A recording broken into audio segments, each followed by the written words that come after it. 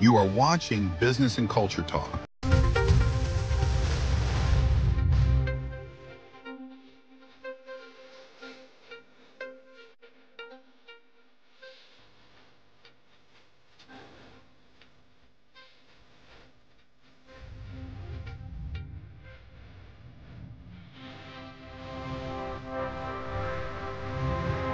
আমি সৌমেন কোলে, সম্পাদক তফসিল জাতি আদিবাসী প্রাক্তন সৈনিক কৃষি বিকাশ শিল্পকেন্দ্র। আজ আমরা দিল্লির কনস্টিটিউশন ক্লাবে আমাদের অর্গানাইজেশনের পক্ষ থেকে একটা ন্যাশনাল সেমিনার করছি ন্যাচারাল ফার্মিংয়ের উপর, অর্থাৎ প্রাকৃতিক খেতির ওপর।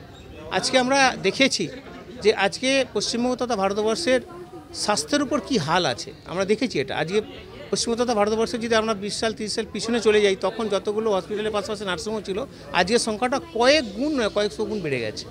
অথচ সেগুলো নমনম করে চলছে। তার একটাই কারণ, রোগ জ্বালার পরিমাণ বেড়ে গেছে।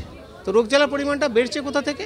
না, আমরা যে আমাদের উৎপাদিত সবজি খাই বা ফলমূল খাই, সেটা যে জমিতে হচ্ছে সেখানে অধিক পরিমাণে রাসায়নিক সার ব্যবহার করা হচ্ছে, অধিক পরিমাণে রাসায়নিক সারের পাশাপাশি পেস্টিসাইড ব্যবহার করা হচ্ছে বা ওষুধ ব্যবহার করা হচ্ছে, যার ফলে তাতে উৎপাদিত যে ফসলটা হচ্ছে ওটা খাওয়ার ফলেই কিন্তু আমাদের এই যে দুরারোগ্য ব্যাধি বিভিন্ন চলছে। আজ ক্যান্সার তো মহামারী আকার ধারণ করে, তার মূল কারণ কোথায়?